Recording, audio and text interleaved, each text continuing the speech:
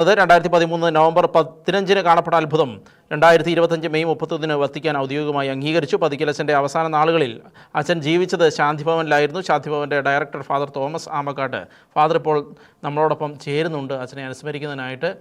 Father, എങ്ങനെയാണ് അച്ഛനെക്കുറിച്ച് ഓർക്കുന്നത്? അച്ഛൻ്റെ അവസാന നാളുകളിൽ അവിടെയാണല്ലോ കഴിഞ്ഞത്.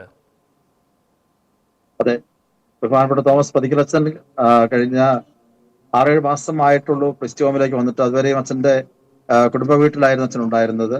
ക്രിസ്ത്യോമിൽ വന്നതിന് ശേഷം അച്ഛൻ വളരെ സന്തോഷവാനായിട്ടാണ് രോഗാവസ്ഥയിലായിരുന്നുവെങ്കിലും അവിടെ കഴിഞ്ഞത്. അച്ഛന് ദേവാലയത്തിൽ വരണമെന്നും കുർബാന സംബന്ധിക്കണമെന്നും വലിയ ആഗ്രഹമുണ്ടായിരുന്നു.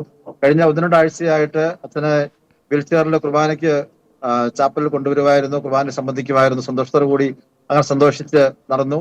ഈ ഒരു 3-4 ദിവസം മുമ്പ് അച്ഛൻ നടന്ന് താഴെ എല്ലാ അച്ഛന്മാരുടെ അടുത്ത് വരികയും ഒക്കെ ചെയ്തു. അങ്ങനെ ഒരു സന്തോഷത്തോടു കൂടി അച്ഛൻ ആയിരുന്നു. പക്ഷേ 2-3 ദിവസം മുമ്പ് അച്ഛന് അല്പം പെട്ടെന്ന് ക്ഷീണിതനായി. വെളുപ്പിനെ 4 മണിക്ക് അച്ഛൻ ക്ഷീണിതനായി, ശ്വാസം മുട്ടലുണ്ടായി. ഉടനെ തന്നെ ഹോസ്പിറ്റലിലേക്ക് കൊണ്ടുപോയി. അങ്ങനെ കഴിഞ്ഞ 3-4 ദിവസമായിട്ട് അച്ഛൻ ആസ്പത്രിയിലായിരുന്നു ഉണ്ടായിരുന്നത്. ഇന്നലെ വൈകുന്നേരം അച്ഛനുമായിട്ട് ഞാൻ ഒരുപാട് സമയം സംസാരിച്ചു. അപ്പോൾ അച്ഛൻ സംസാരിച്ചപ്പോൾ പറഞ്ഞ പ്രധാനപ്പെട്ട 1-2 കാര്യങ്ങൾ ഞാൻ ഓർക്കുകയാണ്. അച്ഛൻ പറഞ്ഞത്, എന്തുകൊണ്ടാണ് എന്നിലൂടെ ഈ അത്ഭുതം സംഭവിച്ചതെന്ന് ഞാൻ എത്ര ആലോചിച്ചത് പിടികിട്ടുന്നില്ല എന്ന് അച്ഛന് ഇന്നലെ പറയുകയുണ്ടായി. അവന് പറഞ്ഞ അച്ഛൻ അത് കണ്ണ് നിറഞ്ഞു. അതിനുശേഷം അച്ഛൻ പറയുകയുണ്ടായി, കഴിഞ്ഞ ഒരു യാത്ര പോയപ്പോൾ ഞാനിവിടെ ദേവാലയത്തിൽ വന്നു, വിളക്കിനൂർ വന്നു. വിളക്കിനൂർ വന്ന് ഈശ്വര മുമ്പിൽ ഞാൻ ഇരുന്നു. അവിടെ ഇരുന്ന് ഈശോയോട് ഞാൻ വഴക്കുണ്ടാക്കി എന്ന് പറഞ്ഞു. എനിക്ക് പറയാനുള്ള കാര്യം ഞാൻ അപ്പോഴേ ഈശോയോട് പറഞ്ഞു. ഞാൻ പറഞ്ഞത് പ്രകാരമായിരുന്നു, നീ ഇവിടെ എല്ലാവരുടെയും സ്തുതിയും പുകഴ്ചയും കേട്ട് ഇവിടെ ഇരുന്നു, ഈ പീഠത്തിലിരുന്നു. ഞാനിവിടെ വേദന അനുഭവിച്ച് രോഗത്തിലൂടെ കടന്നു പോവുകയാണ്. എനിക്ക് നല്ല പണിയാണ് തന്നിട്ട് പോയത് എന്നൊക്കെ പറഞ്ഞ് ഈശോയോട് വഴക്കുണ്ടാക്കി എന്ന് പറഞ്ഞു.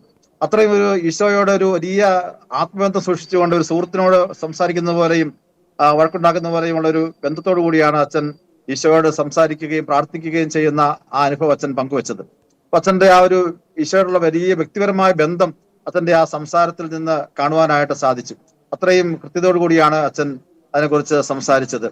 അപ്പൊ അങ്ങനെ അച്ഛൻ പറഞ്ഞു, കൂട്ടിച്ചേർത്തു, എനിക്ക് പറയാനുള്ളത് ഞാൻ ആരോടായാലും ഇങ്ങനെ തന്നെ പറയുന്നത്, ആൾക്കാരോട് പറഞ്ഞാലും ഈശോയോട് പറഞ്ഞാലും ഇങ്ങനെ തന്നെ പറയുമെന്ന് പറഞ്ഞു. അപ്പൊ അങ്ങനെ അതിനെല്ലാം ശേഷം അച്ഛൻ പറഞ്ഞു, എന്റെ രോഗം എല്ലാം ഭേദപ്പെട്ടു ഞാൻ വിചാരിച്ചത്. അതുകൊണ്ടാണ് ഞാൻ പള്ളി വരാൻ തുടങ്ങിയതും ആൾക്കാരെ അച്ഛന്മാരത്തേക്കാൾ പോയതെല്ലാം അതുകൊണ്ടായിരുന്നു. പക്ഷെ പെട്ടെന്നാണ് ഇങ്ങനെ സംഭവിച്ചത്, ഈ ശ്വാസമുട്ടൽ ഉണ്ടാവുകയൊക്കെ ചെയ്തതെന്ന് പറഞ്ഞു. ഇന്നലെ വൈകുന്നേരം അങ്ങനെ വളരെ കൃത്യതയോടുകൂടെ ഈ കാര്യങ്ങളെല്ലാം ഒരുപാട് നേരം സംസാരിക്കുകയുണ്ടായി. അത്രയും ഒരു നല്ല വ്യക്തിബന്ധം ഈശോയോട് സൂക്ഷിച്ചുകൊണ്ട് എപ്പോഴും സംസാരിക്കുകയും ആ ഒരു സ്നേഹം മനസ്സിൽ സൂക്ഷിച്ചുകൊണ്ട് എല്ലാവരോടും സ്നേഹത്തോടുകൂടി സംസാരിക്കുകയൊക്കെ ചെയ്തിരുന്നു. വിളക്കുന്നൂർ സംഭവത്തെക്കുറിച്ച് ആരെങ്കിലും ചോദിച്ചാൽ അച്ഛൻ ഉടനെ തന്നെ വികാരാധീനനായി സംസാരിക്കുകയും കണ്ണു നിറയുകയൊക്കെ ചെയ്യുന്ന ഒരു അനുഭവം പലപ്പോഴും കാണാൻ സാധിച്ചിട്ടുണ്ട്. അഭിനയ പിതാവ് പലപ്പോഴും സംസാരിച്ചപ്പോഴൊക്കെ ആണെങ്കിലും ഈ കാര്യം പറയുമ്പോൾ പെട്ടെന്ന് അച്ഛന്റെ കണ്ണു നിറയുകയും ഒക്കെ ചെയ്യുന്നത് കാണാൻ സാധിക്കാറുണ്ടായിരുന്നു. ഫാദർ, അച്ഛൻ്റെ അവസാന നാളുകളിൽ ഇതിനോടനുബന്ധിച്ചുള്ള സഹനങ്ങൾ അടക്കമുള്ള കാര്യങ്ങളെക്കുറിച്ച് പറയുമായിരുന്നല്ലോ. എങ്ങനെയാണ് അതിനെക്കുറിച്ച് ഓർമ്മിക്കുന്നത്?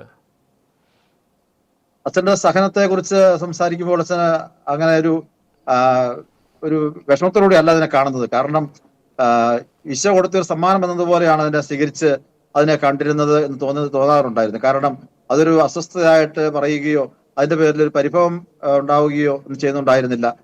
വേദന ഉണ്ടായിരുന്നു എന്ന് തോന്നുന്നു, പക്ഷെ അച്ഛൻ ഒരിക്കലും വേദന പ്രകടിപ്പിക്കുകയോ അതിനെക്കുറിച്ച് സംസാരിക്കുകയോ ചെയ്തിട്ടുണ്ടായിരുന്നില്ല. വളരെ സ്നേഹത്തോടു കൂടി ഈ സഹനത്തെ സ്വീകരിച്ചുകൊണ്ട് അച്ഛൻ അങ്ങനെ സന്തോഷവാനായി തന്നെ കിടക്കുകയായിരുന്നു ചെയ്തിരുന്നത്. ഫാദർ, മറ്റൊരു കാര്യം നമുക്കറിയാം, ദിവ്യകാരുണ്യ അത്ഭുതം എന്ന് പറയുമ്പോൾ എത്രയോ നൂറ്റാണ്ടുകളായിട്ട് നടന്ന അത്ഭുതങ്ങൾ ഇന്നും സജീവമായി നിലനിൽക്കുന്ന സാഹചര്യമുണ്ട്. എന്ന് വെച്ചാൽ ദിവ്യകാരുണ്യ അത്ഭുതം എന്ന് പറയുന്നത് ഇനി എത്ര കാലം ഭൂമി ഉണ്ടാകുന്നോ അത്രയും കാലം അതും ഓർമ്മിക്കപ്പെടുന്നു, ചരിത്രമാണ് എന്നുള്ളൊരു വലിയ കാര്യമാണ് അത്.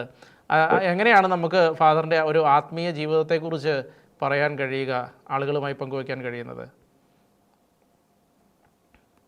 എല്ലാവരും ഈ അത്ഭുതത്തെ ഒരു വലിയ അത്ഭുതമായിട്ട് തന്നെ കാണാൻ ഒരു കാരണം ബഹുമാനപ്പെട്ട പതിക്കലച്ഛനാണ്. കാരണം അച്ഛനൊരു സാധാരണ പുരോഹിതനായിരുന്നു, ഒരു ഇടവക വികാരി.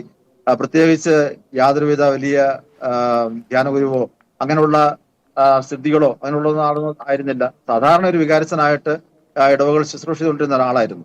അച്ഛന്റെ ഭാഗത്ത് നിന്ന് ഇതിനകത്തൊരു കൃത്രിമം ഒരിക്കലും ഉണ്ടാവില്ല എന്ന് 100% എല്ലാ ആൾക്കാർക്കും നല്ല ഉറപ്പാണ്. പ്രത്യേകിച്ച് അച്ഛന്മാർക്ക് അച്ഛൻ അറിയാവുന്ന എല്ലാവർക്കും അറിയാം.